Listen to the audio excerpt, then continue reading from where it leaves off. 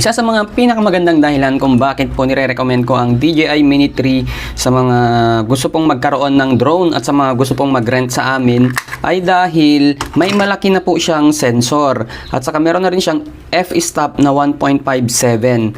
So may true vertical na rin po siya, kaya yun po yung pinakamagandang specs din po niya na ready for upload na po siya sa Reels or TikTok content nyo po. So hindi lang po siya pang landscape, kundi meron din po siyang vertical shot. And syempre, para mas safe ang ating DJI Mini 3 drone, nire-recommend ko rin po itong drone bag na shockproof drone bag. So unbox na po natin, no? Oops, sorry.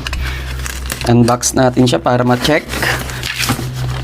Kasi hindi pwedeng nilalagay lang natin siya sa malambot na bag or di kaya kung saan-saan lang. And hassle din guys kapag nasa karton po siya. Kaya mas maganda kung meron talaga siyang drone bag na separated. So ito yung mga isa sa mga ma-recommend kong drone bag. Shockproof drone bag. Kasi po hindi po siya basta-basta maiipit sa loob kapag ito po yung ginamit nyong drone bag, no? Tapos ang maganda pa niyan guys ay sobrang classy na rin po niya tignan. So, tanggalin natin muna siya sa kanyang bag. Ay, plastic. So, ayan po siya. May kasama na ring strap para sa drone. Ang maganda niyan guys ay meron na po siyang dalawang zipper magkabilaan. At the same time, shockproof po siya. Hindi siya maiipit pag nilakay nyo po dito yung drone po ninyo.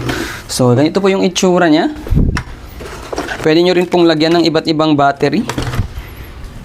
Like, for example, meron kayong charging hub, tapos meron kayong mga extra batteries. Pwede po. Sa amin po kasi complete setup na po kami kapag nagpaparent. Kompleto po sa accessories, kompleto po sa kagamitan. So, ito po yung mga sample. Lalagay na natin yung drone natin sa loob ng bag para actual nyo pong makita.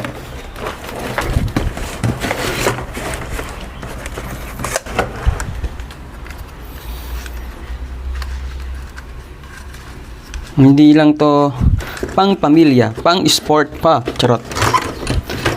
So ayan.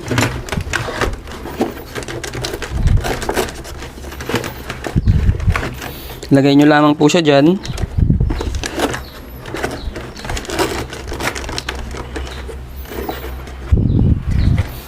Extra batteries.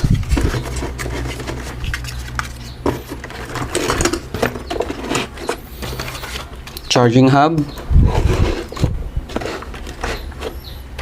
Siyempre, yung remote control.